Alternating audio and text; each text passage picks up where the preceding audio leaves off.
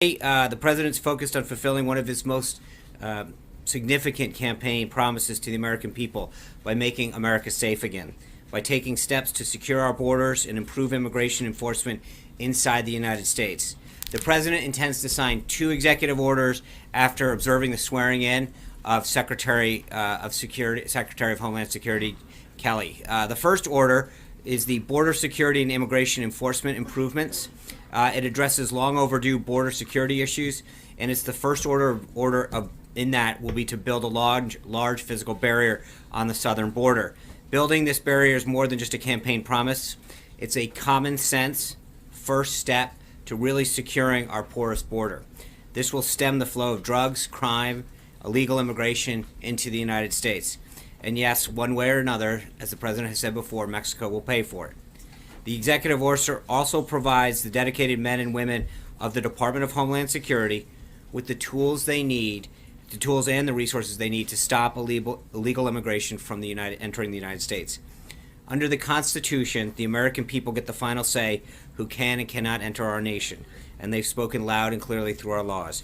We're going to create more detention space for illegal immigrants along the southern border to make it easier and cheaper to detain them and return them to their country of origin. We're going to end the last administration's dangerous catch and release policy, which has led to the deaths of many Americans. We're going to once again prioritize the prosecution and deportation of illegal immigrants who've also otherwise violated our laws. And after these criminals spend time in prison for the crimes that they've committed, they're going to get back one-way tickets to the country of their origin, and their governments are going to take them back. The second executive order, enhancing public safety in the interior of the United States, addresses the enforcement of our immigration laws in the United States and returns the power and responsibility to the dedicated men and women of the Department of Homeland Security's Immigration and Customs Enforcement to help them enforce the law. These men and women want to enforce the law, and we're going to help them do that. Federal agencies are going to unapologetically enforce the law, no ifs, ands, or buts. We're going to restore the popular and successful Secure Communities program, which will help ICE agents target illegal immigrants for removal.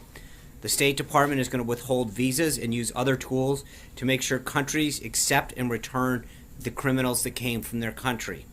We'll ensure that these countries take those individuals back, and we're going to strip federal grant money from the sanctuary states and cities that harbor illegal immigrants.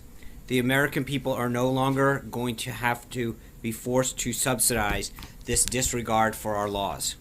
Reforming our immigration system has been at the top of President Trump's priorities since he announced his candidacy. Now, in just the first week, we're not there yet, of his presidency, the last administration will enforce the rule of law and restore value to the American citizenship, our greatest asset in the 21st century. As to the rest of the day's schedule, this morning the president started off his day in the Oval Office, carrying out some official duties. This morning he had the honor to greet now Ambassador to the UN, Nikki Haley, in his office after the Vice President swore her in his ceremonial office.